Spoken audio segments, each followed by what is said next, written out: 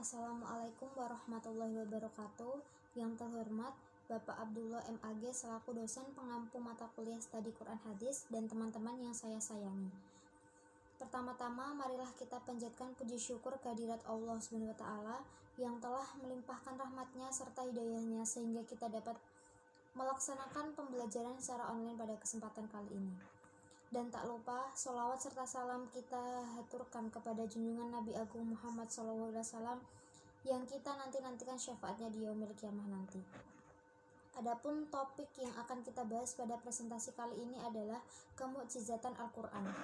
Saya, Miftahul Hidayah, sebagai moderator akan memandu jalannya presentasi pada kesempatan kali ini. Sebelumnya, saya akan memperkenalkan anggota kelompok saya. Yang pertama yaitu Rida Ardelia Cahyani sebagai pemateri 1 dan Muhammad Alvin Hidayanto sebagai pemateri 2. Adapun rangkaian presentasi kali ini adalah 1 pembukaan, 2 penyampaian materi, dan yang ketiga yaitu penutup. Langsung saja, mari kita buka presentasi pada pagi hari ini dengan membaca basmalah bersama. Bismillahirrohmanirrohim. Acara yang kedua yaitu penyampaian materi. Materi pertama akan disampaikan oleh Rida Ardelia Cahyani, kepadanya dipersilahkan.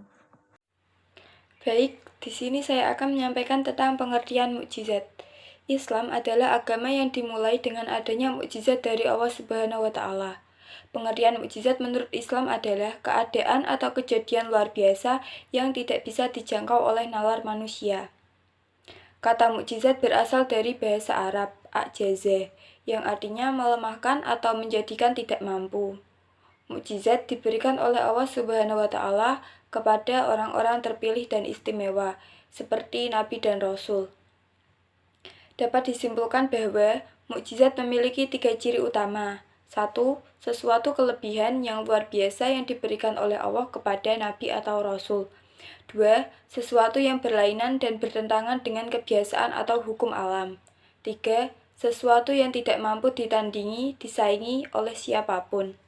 Selanjutnya adalah macam-macam kemukjizatan Al-Quran. Menurut Syahrur, mukjizat dapat diklarifikasikan menjadi 2 jenis, yaitu A. Mukjizat yang bersifat material indrawi yang tidak kekal. B. Mukjizat imaterial atau logis dan dapat dibuktikan sepanjang masa. Sedangkan menurut buku Tafsir Al-Azhar meliputi mukjizat Al-Quran adalah diberitakan proses terciptanya bumi dan langit, bulan, bintang, dan matahari. B. Al-Quran juga banyak menceritakan berita tentang masa lalu. Yang ketiga, Al-Quran memberitakan segala sesuatu yang akan terjadi. Beberapa bukti kemukjizatan Al-Quran. Yang pertama, hafalan-hafalan para penghafal yang tidak pernah luput dari generasi-generasi semakin memperkuat keutuhan dan kemurnian Al-Quran yang telah terkodifikasi dalam catatan. Yang kedua, setelah kita yakin akan kemurnian Al-Quran dengan sendirinya, kita akan mesti percaya atas kebenaran berita yang dibawanya. Al-Quran mengabarkan bahwa ia pernah menantang orang Arab yang terkenal dengan kesastraannya yang tinggi untuk membuat rangkaian kata berupa ayat atau surat yang semisal dengan Al-Quran. Yang ketiga, pengaruh Al-Quran terhadap orang Arab. Pengaruhnya terhadap orang Arab musyrikin terlihat pada pengakuan mereka akan keindahan, gaya, dan tata bahasa serta susunan redaksionalnya yang sangat memikat. Sekian dari saya, terima kasih. Baik, terima kasih atas penyampaian materinya. Selanjutnya penyampaian materi yang kedua akan disampaikan oleh Muhammad Alvin Hidayanto, kepadanya dipersilahkan. Assalamualaikum warahmatullahi wabarakatuh. Saya Muhammad Alvin Hidayanto akan meneruskan materi yaitu di aspek-aspek kemukjizatan Al-Quran. Para ulama memiliki perbedaan pendapat dalam meninjau segi kemukjizatan Al-Quran. Perbedaan itu sebagai berikut, yaitu 1. Susunan yang tersendiri dan berbeda dengan bentuk puisi orang Arab maupun bentuk prosanya, baik dalam pemulihannya maupun suku kalimatnya. 2. Yaitu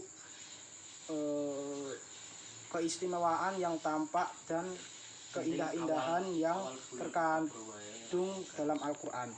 Sedangkan menurut Muhammad Ali Al-Sabuni yang terdapat dalam buku Al-Tibyan fi Ulum Al-Quran menyebutkan aspek-aspek kemujizatan Al-Quran antara lain yaitu keindahan sastranya yang sama sekali berbeda dengan keindahan sastra yang dimiliki orang Arab.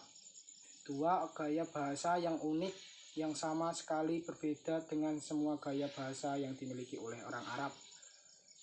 3. Kefasihan bahasanya yang tidak mungkin dapat dilindungi, ditandingi, dan dilakukan oleh semua makhluk termasuk jenis manusia. 4.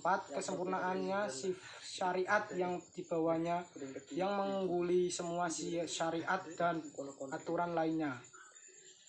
5. Menampilkan berita-berita yang bersifat eskatologis atau akhir zaman. Sekian, terima kasih. Terima kasih atas penyampaian materi yang kedua. Kesimpulan presentasi pada pagi hari ini adalah mukjizat diberikan oleh Allah SWT kepada orang-orang terpilih dan istimewa seperti Nabi dan Rasul. Sedangkan kemukjizatan Al-Quran adalah keistimewaan-keistimewaan yang tampak dan keindahan-keindahan yang terkandung dalam Al-Quran baik dalam permulaan, tujuan maupun dalam menutup setiap surat. Menurut Syahrur, mukjizat dapat diklarifikasikan menjadi dua, yaitu mukjizat yang bersifat material indriawi dan mukjizat imaterial atau logis dan dapat dibuktikan sepanjang masa. Sedangkan macam-macam kemukjizatan Al-Quran ada 4 menurut buku tafsir Al-Azhar, yaitu terciptanya bumi, langit, bintang, bulan, dan matahari. Al-Quran juga banyak menceritakan berita tentang masa lalu, fasahah atau terang atau jelas, dan balaghah atau kesesuaian kalimat yang fasih dengan situasi dan kondisi. Al-Quran memberikan segala sesuatu yang akan terjadi. Demikian presentasi yang dapat kami sampaikan, kurang lebihnya mohon maaf. Wassalamualaikum warahmatullahi wabarakatuh.